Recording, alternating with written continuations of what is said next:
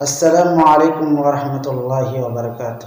ناظرین، آج میں آپ کے خدمت میں ایک اہم مضمون لے کر حاضر ہوا ہوں کہ بہت سے لوگ یہ شکایت کرتے کہ میرا دل عبادت میں نہیں لگتا، عبادت کی طرف دھیان بھی نہیں جاتا، آخرت کا کبھی خیال بھی نہیں آتا۔ تو ان لوگوں کے لیے آج خصوصی پیغام ہے کہ وہ حلال رزق کھائیں اور حرام سے بالکل اجتناب کریں۔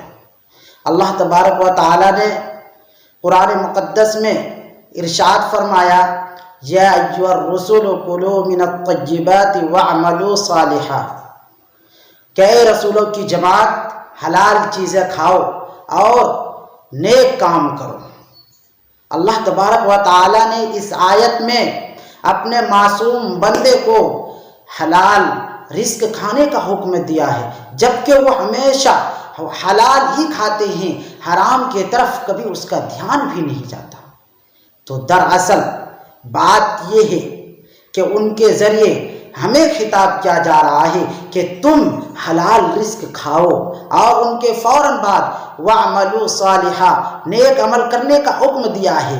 علماء نے فرمایا ہے کہ حلال رزق کے بعد نیک عمل کرنے کا حکم اس لیے دیا ہے کہ جب بندے کے پیٹ میں حلال رزق جاتا ہے تو اس کے دل میں عبادت کا شوق بڑھتا ہے، ذکر اور عبادت کی حلاوت نصیب ہوتی ہے، طاعت میں دل لگتا ہے۔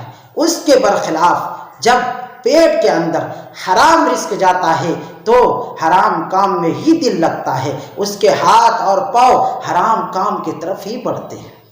حضور پاک صلی اللہ علیہ وسلم نے ارشاد فرمایا کہ ایسا شخص جنت میں نہیں جائے گا جس کی پرورش حرام مال سے ہوئی ہو۔ اور ایک دوسری جگہ اللہ کے رسول جناب محمد الرسول اللہ صلی اللہ علیہ وسلم نے ارشاد فرمایا کہ دیگر فرائض کے بعد کسب حلال کا طلب کرنا فرض ہے، یعنی نماز، روزہ، زکوٰۃ، حج وغیرہ سے فارغ ہونے کے بعد حلال کمانا ایک فرض ہے۔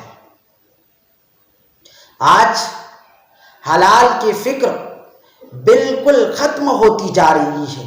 ہر شخص یہی چاہتا کہ صبح کو دکان کھولوں اور شام کو کروڑ پتی بن جاؤں، چاہے جس طریقے سے بھی کام کرنا پڑے، بس دولت ہونی چاہیے، پیسہ ہونا چاہیے، چاہے جیسا بھی ہو۔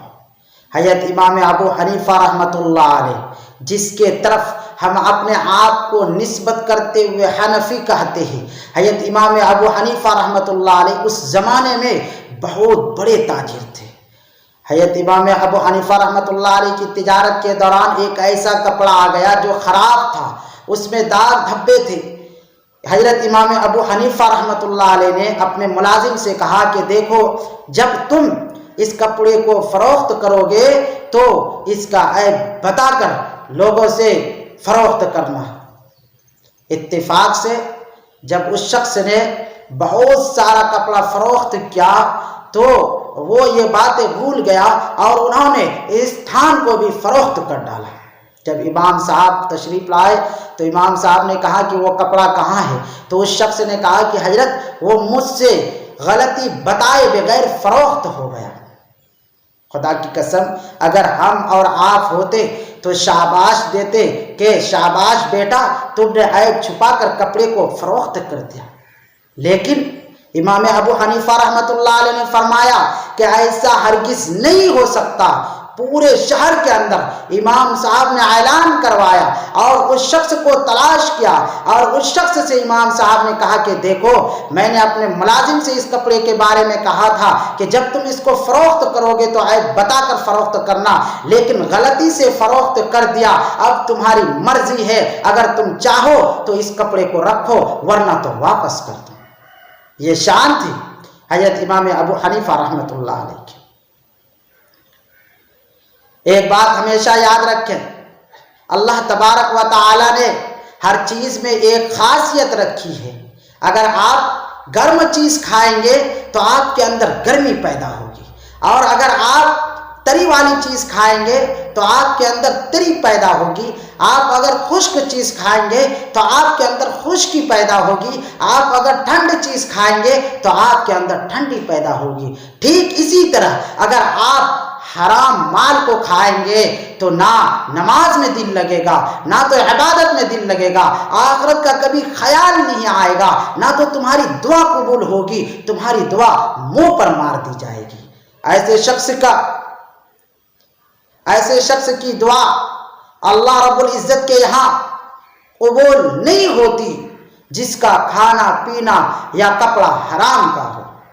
صحیح مسلم اور ترمذی شریف میں ایک روایت نقل کی گئی ہے کہ ایک شخص لمبا سفر کر کے آتا ہے اور کسی مقدس جگہ پہ جاتا ہے، اس کی حالت ایسی ہوتی ہے کہ اس کے بال بگڑے ہوئے ہوتے ہیں اور چہرہ غبار آلود ہوتا ہے، وہ اللہ کے دربار میں اپنے ہاتھ کو پھیلاتا ہے اور یا رب یا رب کہتا ہے، لیکن اس کی دعا قبول نہیں ہوتی۔ کیوں؟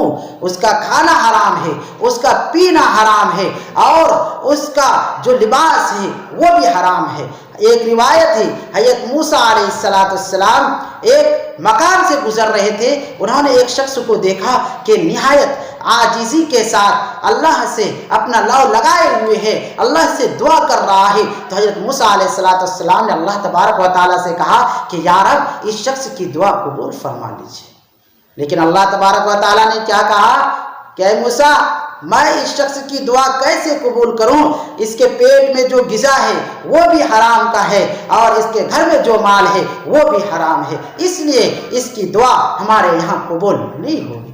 اس لیے ہم لوگوں کے لیے نہایت ضروری ہے کہ ہم لوگ حرام مال سے بالکل اجتناب کریں اور حلال مال کھائیں۔ اللہ تبارک و تعالی ہمیں اور آپ کو عمل کی توفیق عطا فرمائے۔